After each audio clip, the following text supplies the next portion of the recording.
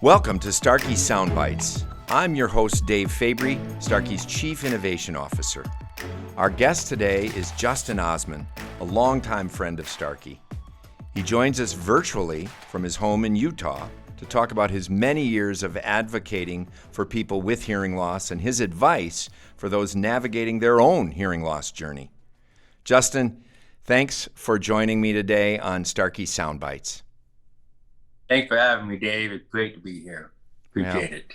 Well, I was thinking about in prepping for this podcast today how long I have known you. I know it's over a decade, but I couldn't put the actual date when we met. But I've been a longtime admirer of you and your advocacy for those with hearing loss. And I've come at it from the professional side, but I'm just amazed at how well you have articulated the messaging for people who are struggling with hearing loss and thinking about it as a disability, when in fact, although it certainly is, the hearing loss has impacted you, and I hope we'll be able to talk about that today, but you've turned that challenge into such an opportunity to represent for so many millions of people with hearing loss what possibilities exist.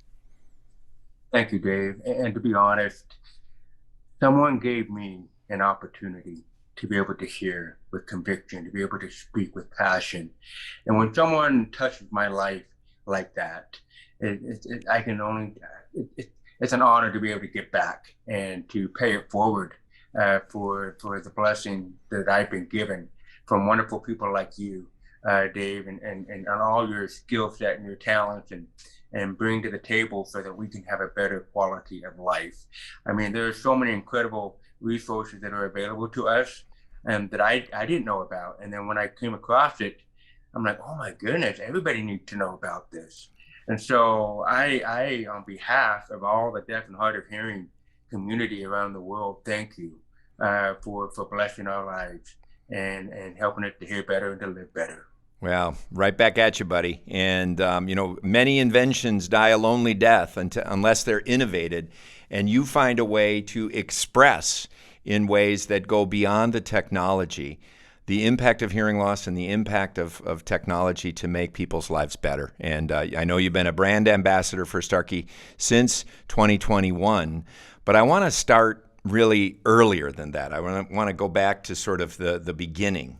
Your dad, Merrill, is one of the founding members of the Osmond family and the lead singer in those early days. And Donnie and Marie are your aunt and uncle. Your grandmother, Olive Osmond, started the Osmond Fund and the Osmond Foundation to raise money for hearing aids for people. And I'd like to talk a little bit about that. What inspired her to sort of develop this fund, which later grew into the Children's Miracle Network and is still, I believe your Aunt Marie still manages that today, and it's over $5 billion in terms of funding that goes for people with hearing loss. But talk about your grandmother in terms of what inspired her to do this and how you've picked up that cause today with the Olive Osmond Foundation. Thank you, Dave. And I got to make it very clear. My grandmother had lots of grandchildren, but I am her favorite grandchild. I have no doubt of that. So, this is one of the untold stories of our family. A lot of people don't know this, but my sweet grandmother, Olive, her two oldest boys were born deaf. And after she had two children, the doctor told her not to have any more kids because it was genetic, and she said that all the rest of your kids would have a deafness in the family. And thank goodness she didn't listen to the doctor. She had 7 more children, 9 kids total. You can just imagine that's a lot of kids, a lot of work, and a lot of expenses and cost to raise a big family like that. And so they didn't have the money to purchase hearing aids for the 2 deaf brothers, or her 2 deaf sons. And so she, like you and everyone at Starkey and myself included, she became an advocate. She saw a need, and there was really not a whole lot of programs back in the 50s, or the 60s, I'm sorry, to help the deaf and hard of hearing. So she took it upon herself started a charity called the Osmond Foundation to help not only her two deaf sons, to provide resources and products and what have you, to help them with their speech and hearing. But at the same time, she lacked those resources, and so she just kind of was a bulldozer and took that on. My grandpa, a Wyoming cowboy and a lieutenant in the Army, he when they have more children, he noticed that some of the other boys had a musical talent. They seemed to love music, so he started this little barbershop quartet. And really, one of the main reasons why he did that is because he was trying to think of ways, creative ways, on how they could raise some money to purchase hearing aids for the two deaf brothers. He said, "All right, boy, let's go out and sing. Let's go perform at these different little local community events, so we can raise some money, so we can purchase hearing aids for your two deaf brothers. What do you guys think about that?" And they were all on board, and that is how the Osmond really got started. Wow. And for the younger generation, how'd that work out? I mean, these Osmonds you refer to, the Osmond family, and Donnie and Marie. I mean, I grew up, I got about 20 years on you. I grew up with the Osmonds and the Donnie and Marie show, and it was all over the place. And it's remarkable that you just told the origin story of that and the impact that has made worldwide, and then not the least with what the Children's Miracle Network has grown into as an outgrowth of that. And then as well, you're now the CEO of the Olive Osmond Foundation today too, correct? Correct, Dave. Thank you. And just for the younger generation, many of you, the rising generation, you're right. I'm glad you brought that up. A lot of people have not heard of the Osmonds because they were more back in the 70s and the 80s. But just to kind of give you a kind of an idea, a comparison of today, I suppose, what they were back then. If you know the Jonas Brothers, they were like the Jonas Brothers today, like they were back then. Would you agree with that, Dave? On steroids, yeah, on steroids. I can tell you that there were many times, and now we'll have the okay boomer moment for the day, but there were cereal boxes that would actually have on the back of them records for the Osmonds and the Jacksons. They were sort of competitors at the time, the Jackson 5 and the Osmonds, and cutting that record off, which I'm sure damaged more than a few of my family's phonograph needles. And again, I would say in the past, I'd say people go, "What's a phonograph?" But that's enjoying a renaissance now too, phonographic records. But my friends who have high-end audio would never let me come at it with the back of a cereal box that had One Bad Apple or many of their other hits. But thanks for filling that in. You've grown up then within this famous family, and yet you've carved your own niche out in terms of your advocacy and taking that to the next dimension, really. I mean, you're an author, you're a motivational speaker. You've continued to advocate for people with hearing loss, and like many in your family, you're also a musician. Talk a little bit about that, because I know you mentioned that the physicians that your grandmother rather sought out after she had these two deaf sons also had an impact on you by telling you that you'd never be able to play a musical instrument. Right. Dave, we may be a little bit country, we may be a little bit rock and roll, but we're a little bit, actually not a little bit, we're a lot about helping people hear better and raising that awareness, like you said. Yes, when my grandmother passed away, I was so touched by what she did for my deaf uncles and so many people around the world that I wanted to kind of pay that forward, continue the legacy, kind of be an advocate, if you will, to help raise that awareness for what she started. And you're right, I started the charity, All Alive and Hearing Fund, and we've been able to sponsor and partner with many Starkey events around the world, with so much fun to do. In fact, I brought my two deaf uncle on some Starkey events, and that was so fun. Just being a part of the Starkey family has blessed our lives in so many different ways. But this also inspired me. You're right, I may have a hearing loss, but because of all these amazing amenities and products and services that have been provided, that hearing loss no longer has me. I love that. And You use that as your mantra. I love that. I have hearing loss, but that hearing loss does not have me. Unpack that a little bit. yeah, really, I mean, we all have something that's broken in our lives. Mhm. In my case, my ear, I was born with that, that way, but that's okay. I don't let it define me. I let it refine Mm. me. I let it purge me. I let it challenge me and to be better with that. I embrace it with all my heart, but then I don't. Then I allow it to propel me forward, empower me forward instead of holding me back. Because I have a lot of friends, and Dave, you know this too, from a psychological standpoint, people tend to put themselves in a holding pattern or let them hold themselves or limit themselves. But don't let those don't limit your challenges. Challenge your limit. Challenge Mm. the limitations that we may have. In my case, my hearing loss. But in general, you may have a particular challenge, but do not let that challenge have you, control you, or even define you. Instead, let it refine you. Let it make you a better person and stronger person because of that.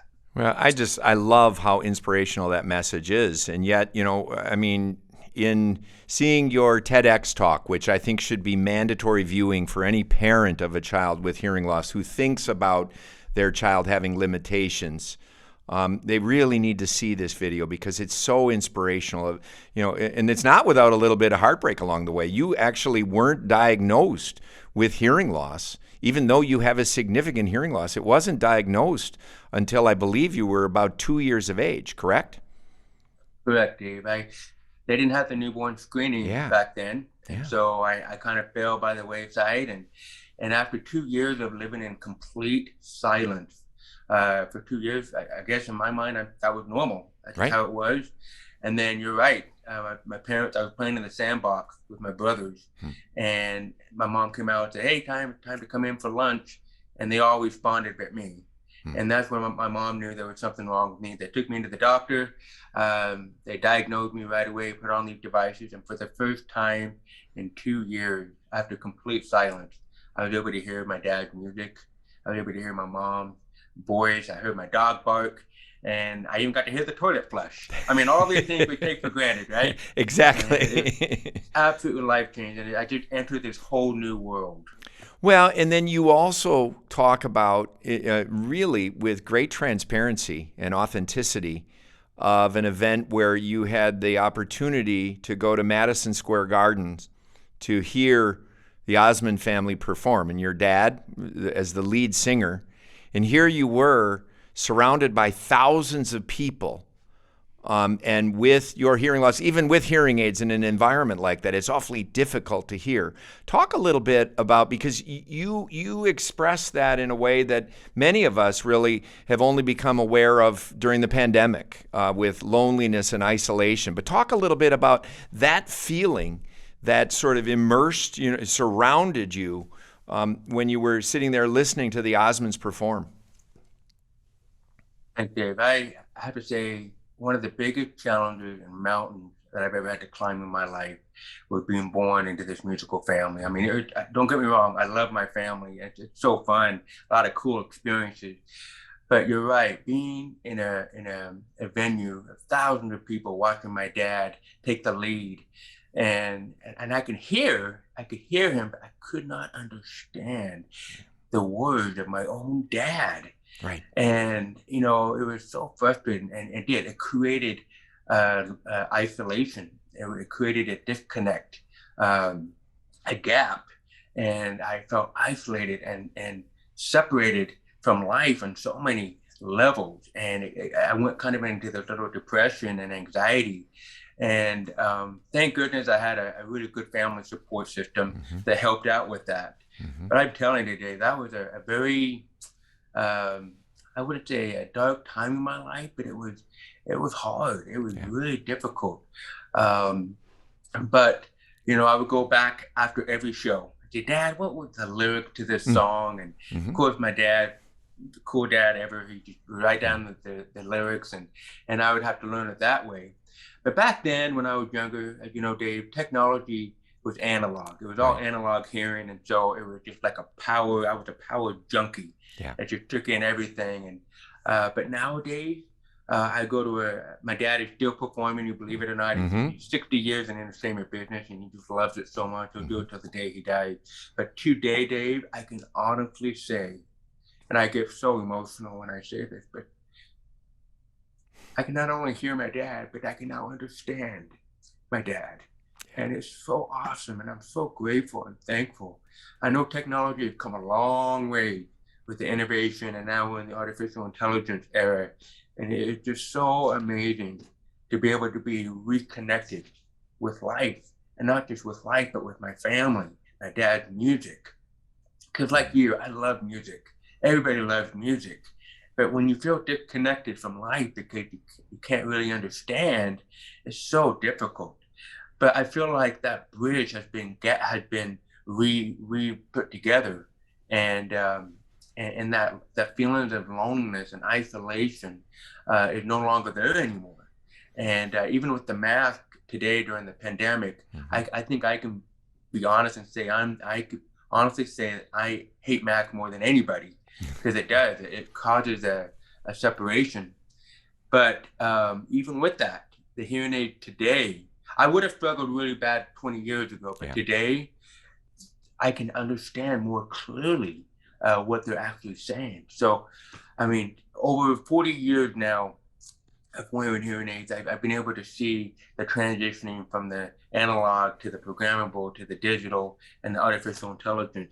And it can't get any better now, Dave. I mean, it's just amazing.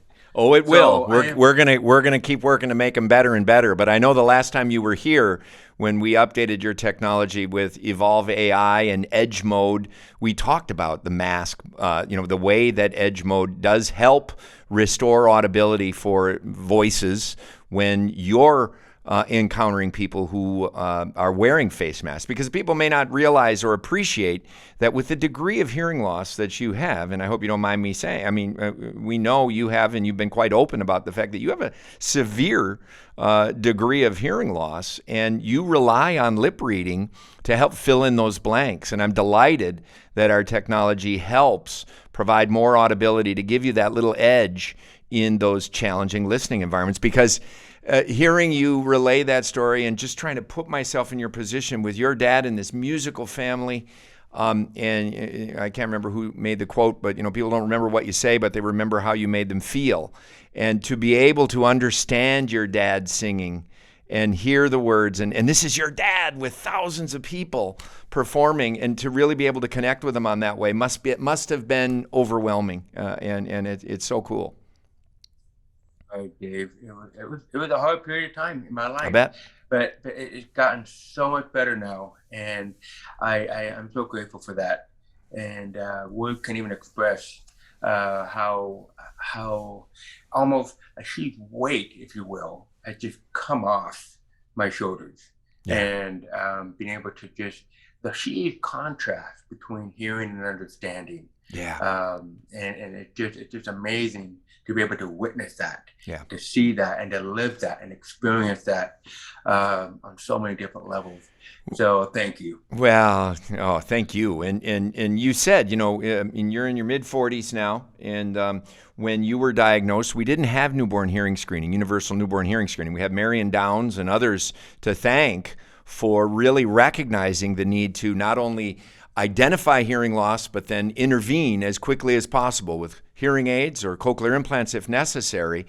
And, really looking at those changes that have taken place has been extremely important for people, particularly like yourself, with significant degrees of hearing loss. And in your TED Talk, you reference data that talks about the fact that only a third of those with profound hearing loss in the past have completed high school. And that even another statistic from your 2018 talk was that a fifth of those who go on to college complete their degree. And one of the things that I think people may or may not be aware of, you completed your bachelor's degree at I think it was Utah State, right? But And then you went on and got a master's degree with your brother, and you walked the stage together in 2010 when you received your MBA for professional relations and marketing.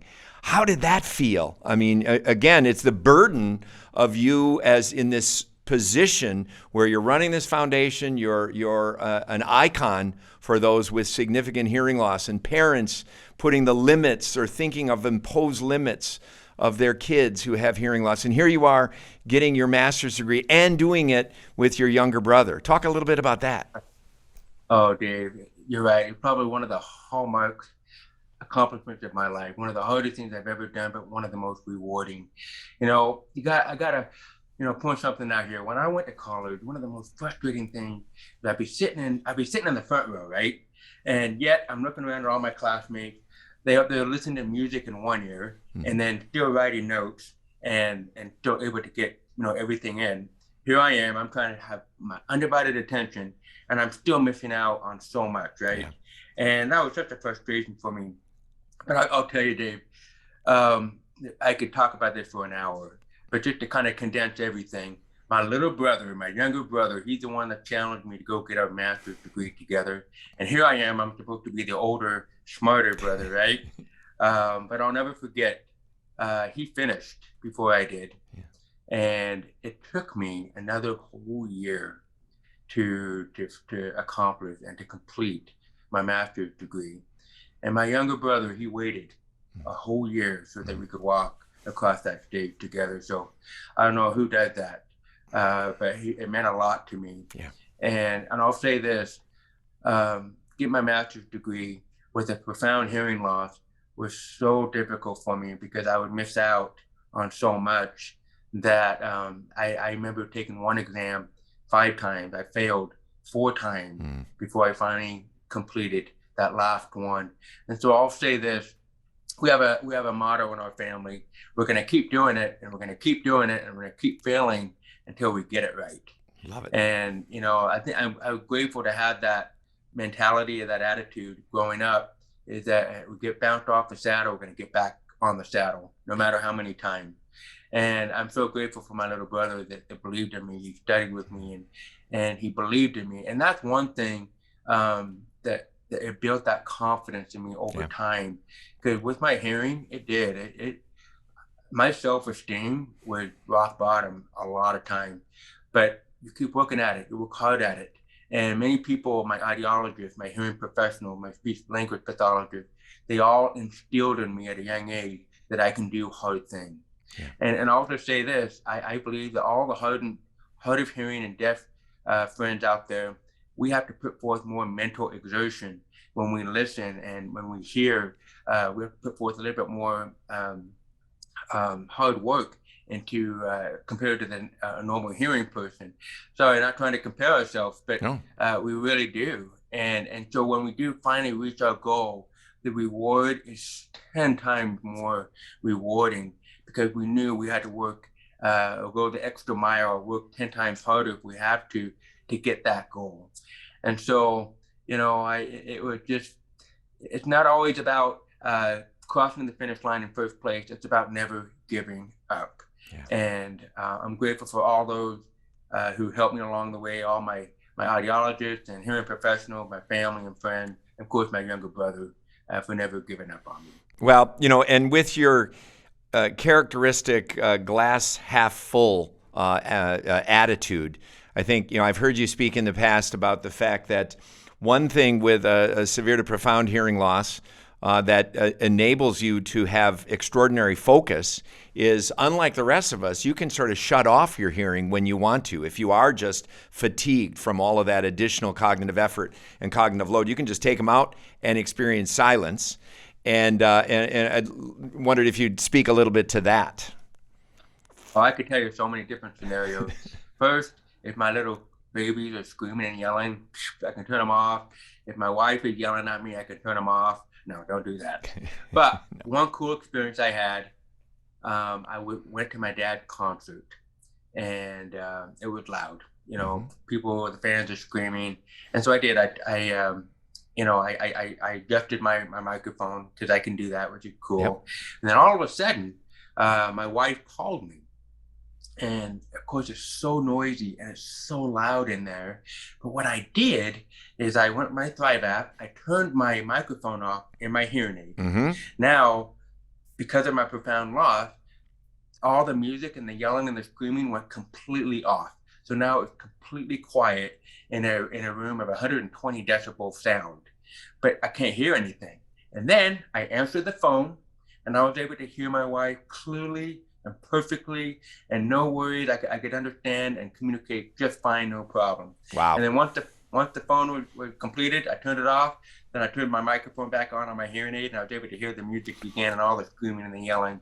But And I remember tell to you, listen carefully to keep those levels below a level that can cause more damage. I just have to I have to correct. put that in as your sort of ambassador for hearing in this respect, to make sure to not add insult to injury with that loud exposure. But that's such a great story. And with your molds, which seal off a lot of the outside sound, they're plugging that outside sound, and then when you shut off the microphones on the hearing aids so that the stream phone call is coming through, you could still hear your wife, a familiar talker, in a manner that enabled you to have this conversation on it. It actually gives you superpowers. You could have a conversation in an environment that those with normal hearing couldn't easily do so. The other thing, Correct. I think, you cite the fact that you saw many audiologists and speech language pathologists over the years, with the fact that you weren't identified with hearing loss until the age of 2. You went through some of those critical periods, and you mentioned that you were made fun of and bullied even growing up with your hearing loss accent. And then talk a little bit about how you flipped that script and turned it into sort of an advantage for you. Absolutely. Yeah, I can't tell you, Dave, how many times people, when they hear my accent, I'll be honest, I think it's perfectly fine to make yourself vulnerable. But they'll ask me, they'll say, "Hey, where are you from? Are you from England, or are you from Australia or Canada?" And don't get me wrong, I take it as a compliment because I Yeah. love their accent. Yeah. But deep down inside, it hurt because Yeah. I've worked so hard to learn how to try to speak normal. And I remember growing up, I was always socially embarrassed or socially awkward because I wanted to sound normal like everyone else. And I remember thinking, man, I wish I had the golden throat like my dad or my Uncle Donnie or Marie. And I even remember thinking, man, I wish I could sound like Justin Timberlake. Um, but but it dawned on me one day, Dave, that why do I need to sound like Justin Timberlake? Yeah. I want to sound like Justin Osmond. My unique voice and my accent, that's who I am. Right. It's my brand. It's my signature. It's who I am. And so once I accepted myself for who I was and not what I was so much happier with myself. And so I think that's a very critical point, especially with a lot of the deaf and hard of hearing community.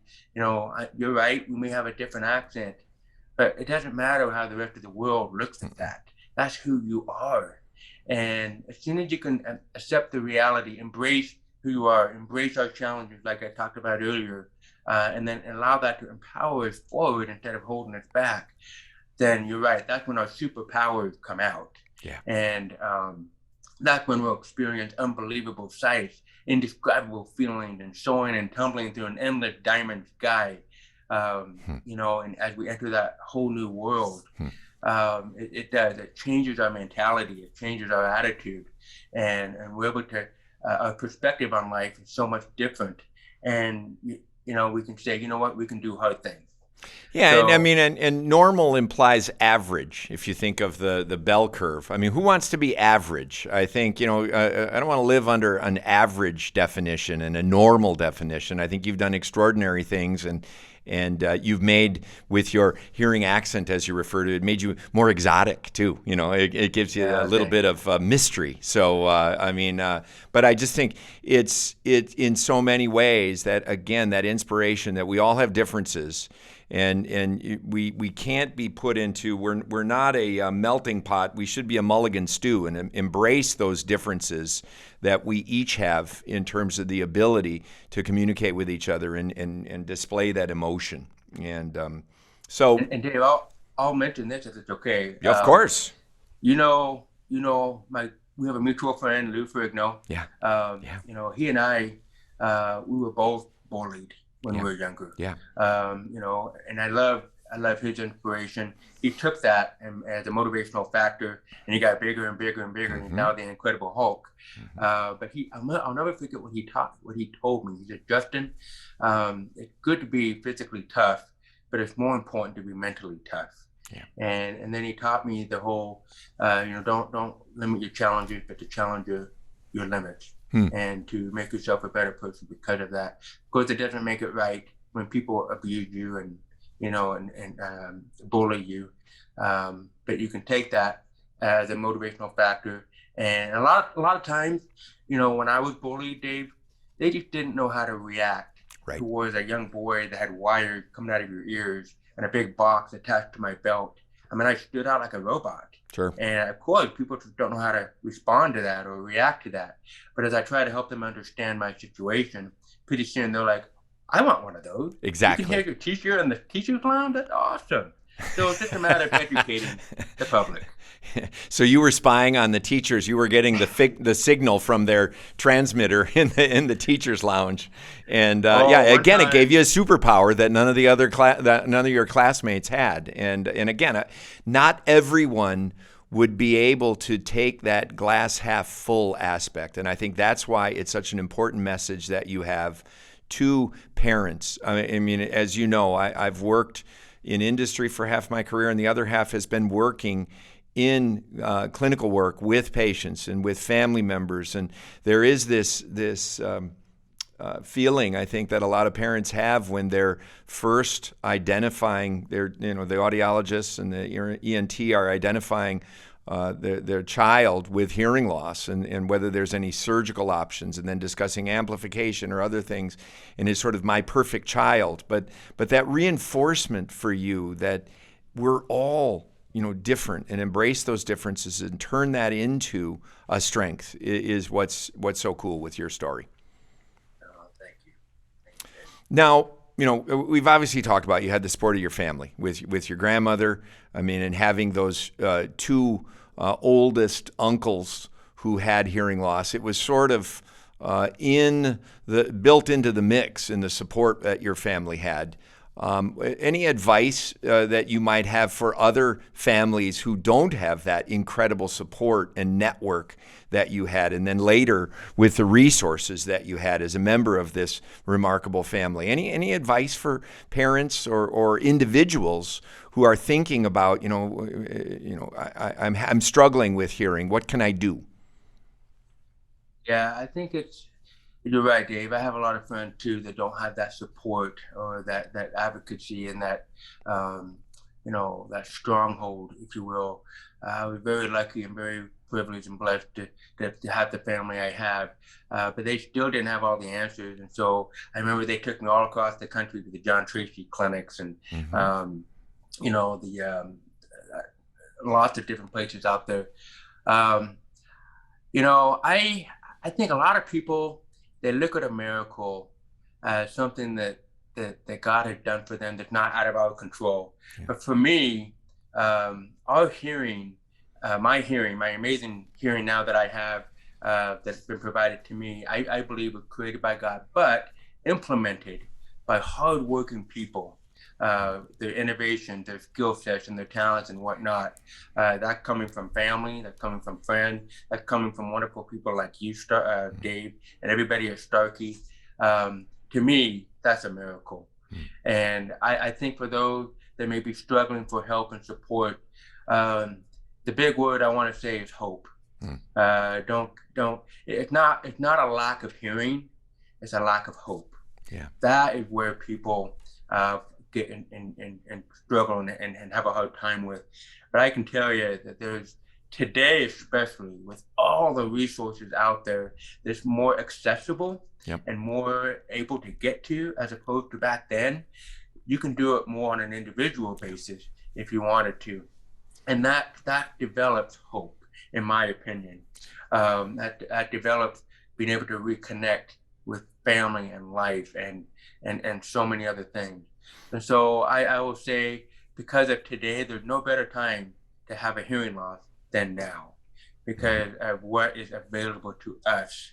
So I wouldn't be too worried about oh, how can I get access to this and this and that? It's there. Yeah. We just need to get the word out better. Yeah. And then that will just help them be able to elevate their confidence and their way of life and to be able to restore that hope. Thank you for that.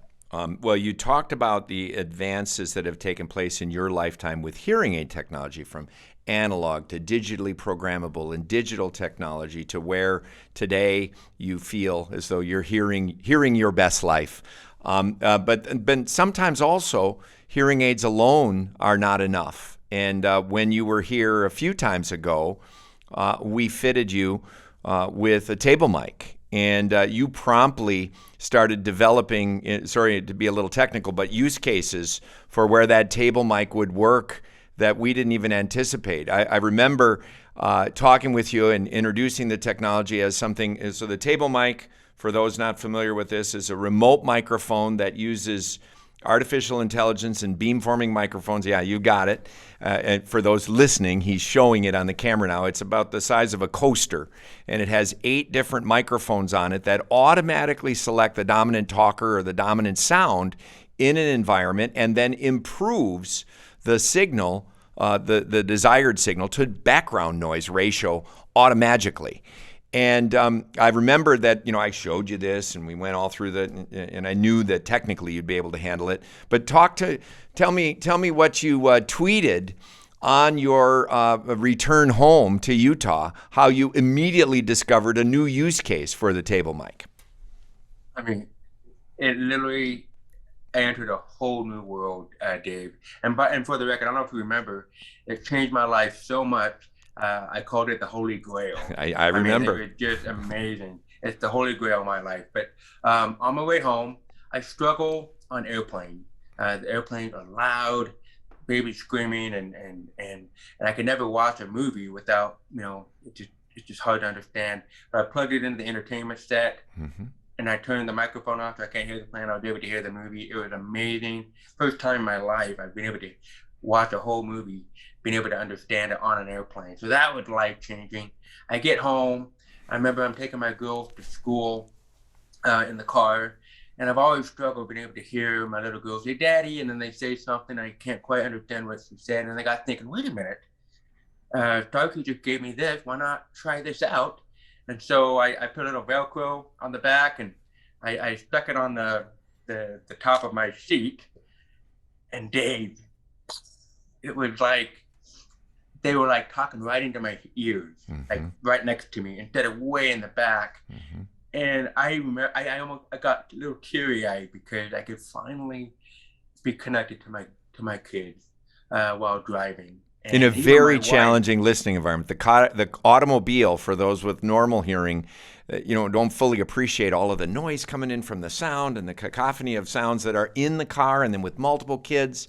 And I remember when you started to say, how much better you were hearing in that environment, that challenging environment, through the use of the table mic. And that's something that we do every single day. Right. And it just, it just got to a point where, that's just going to be how it is for the rest of my life.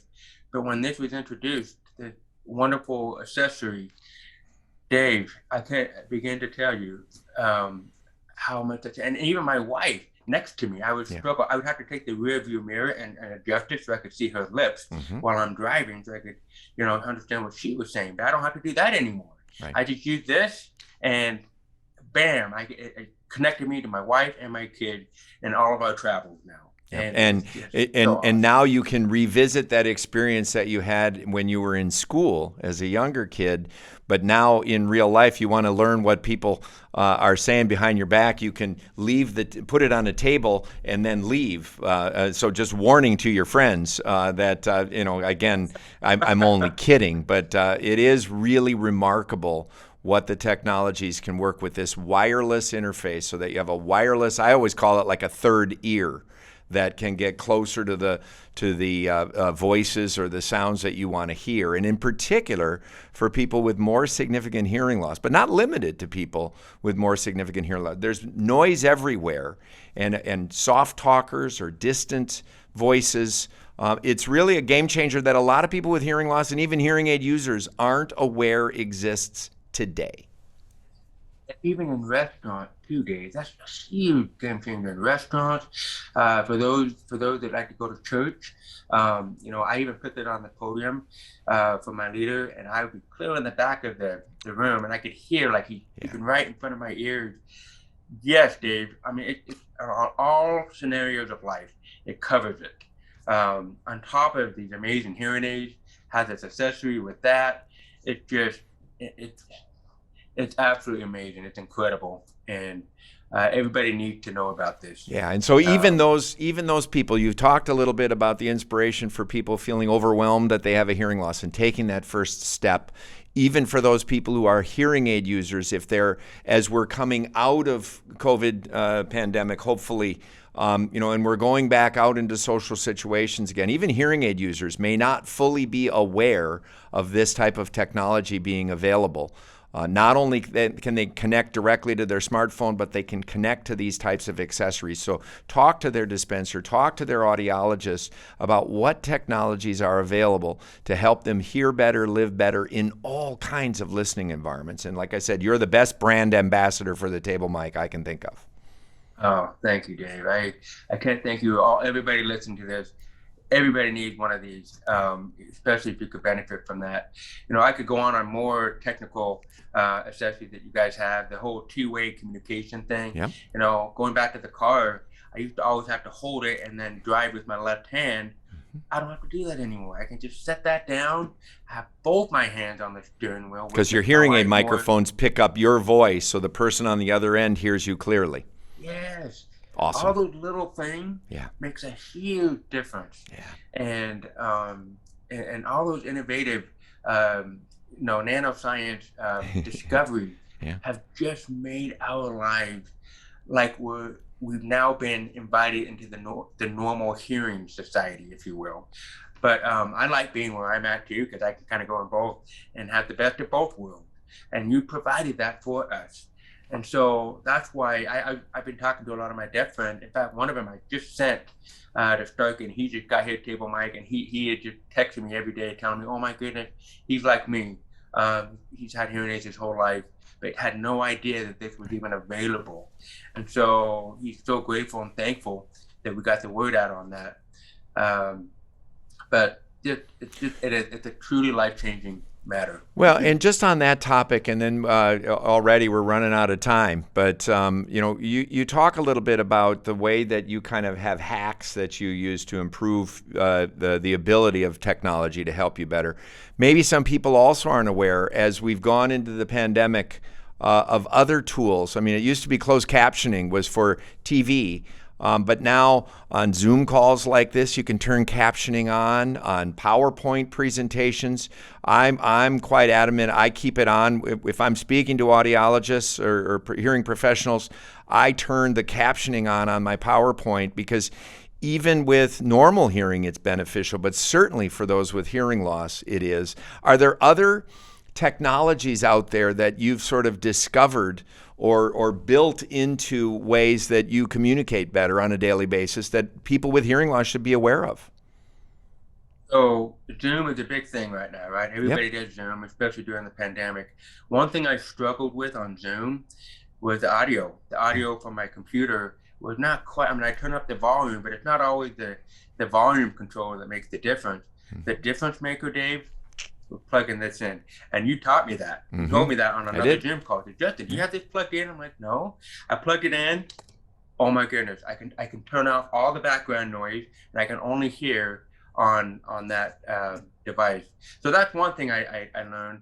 For those who aren't used to this, there's an adapter with the table mic. So even if they have the table mic, they can take an adapter and plug it directly into a television or a computer, or as he talked about, the seat back on an airplane, to directly and wirelessly transmit the sound to their ears. And so some people may have a table mic and not be thinking about the way that they can use it with their computer on Zoom calls. And there's just so many things to be aware of. And so much of that lack of awareness is really the lack of communication. And I think just encouraging people to, if they have questions about the technology on their hearing aids or on their accessories, talk to their hearing care professional, talk to their audiologist, their dispenser about what is available, and if they have questions about how to use it or are confused about how to use it, just ask. I'll tell you a quick story, Dave. As far as connecting this to the TV, my whole married life, my wife has always complained about the volume being too loud because I need the volume to be louder so I can hear and understand better. But since I got this and I've connected it to the TV, my wife is now complaining that the volume is too low, meaning I don't need it to be so loud anymore. And now she needs more volume because she can't hear it as much. Because You maybe need to check her hearing next time you come. Good point. Well, that's just outstanding. And, you speak about being a husband and a father. Are there other anecdotes or advice that you can give to family members of people who are hearing aid users or who have hearing loss? Tips that you've learned over the years that might be beneficial to not only the person with hearing loss, but the family members, the children or the parents, the spouses? It's been funny when we talk about family members. I'm to a point now in my life where all my siblings and my parents and my cousins, they now wish that they had a hearing loss because they want the gadgets that we have. They really do. They love it and they appreciate it. But for those living with members that have a hearing loss or experience that, just remember, don't ever give up on them. And just remember, they're not the only people that have something broken in their life. I believe everybody has something that's broken in our life, but we just need to get rid of that misconception or that misunderstanding that just because something is broken in your life doesn't mean that they're impaired or that they're disabled. To me, it's an advantage. It's not a curse, but a blessing. It's not a penalty, but an opportunity. And especially with everything that's available for us today, we can be just as good, if not better, than the next person.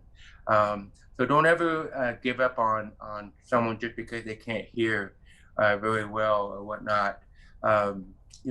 They may need a little bit of help and support and whatnot, but we all do. I feel like we all need Lightning McQueen in our life. If you remember, I love the story of when you look back and the defending champion, Dynaco, was struggling. He went back and helped him, and together they crossed the finish line. And I believe that's what my family did for me. They were my Lightning McQueen. Starkey, you're my Lightning McQueen. I was struggling. I was having a hard time, but you helped me. You created a remedy and a solution for my problem. And I'm so grateful for that. So we all need Lightning McQueens in our lives to help us live a better quality of life. So don't ever give up on them. Boy, I think we'll just leave it at that. I don't think we can top that. And I think, going back to a discussion we had earlier, it just breaks my heart that you, as someone in your mid-40s, were told, or your parents were told when they identified you with hearing loss that you'd never be able to learn to play an instrument like your famous family members. And on that TEDx talk, which, as I said, should be mandatory viewing for parents or people struggling with hearing loss and really coming to grips with removing that lid, you play the violin beautifully. You're also a drummer, and I believe there's a few other instruments in there. It makes perfect sense. Even without hearing aids, the drumming, you could feel that in your chest. And when you're holding the violin up, and you perform that beautifully on your TED Talk. But talk a little bit about the importance of music to you, and how did that feel to prove them wrong when they placed that limit on you by saying, well, he'll never be able to do a musical instrument like the rest of your family members. What did that feel like?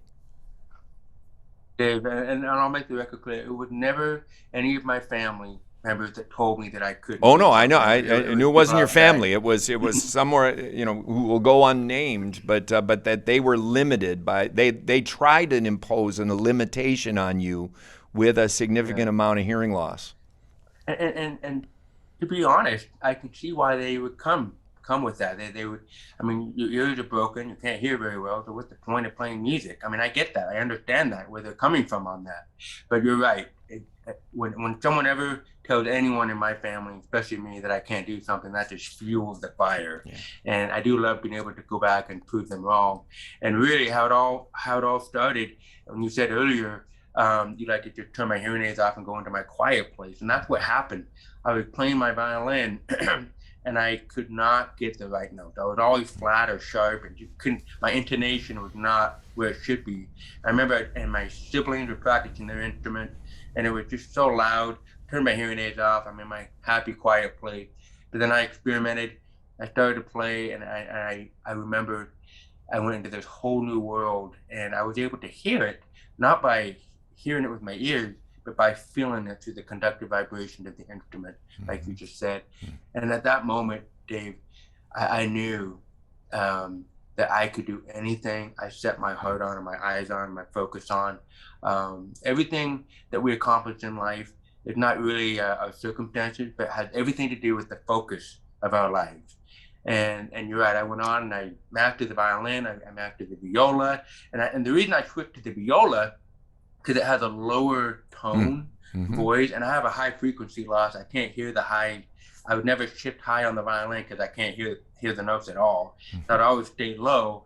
So why not switch over to the viola so I could hear the notes better, because it's in more of the bass tone. But yeah, it was just one of those things where, we all have limitations, Dave, but we've also got potential. And which one we embrace will determine the outcome and the quality of our life. And I chose to go with the potential side, because we all have that. We all have that, even though we have limitations too. But which one you choose, I think, will make the biggest difference in our life. So, thank you. Well, thank you. It's been an absolute pleasure to have you on the podcast today. And I look forward to seeing you again soon. And for our listeners, thank you for listening to this episode of Starkey Soundbites. If you enjoyed this conversation, please rate and review us on your preferred podcast platform. You can also hit subscribe to be sure that you don't miss a single episode like this one. See and hear you next time.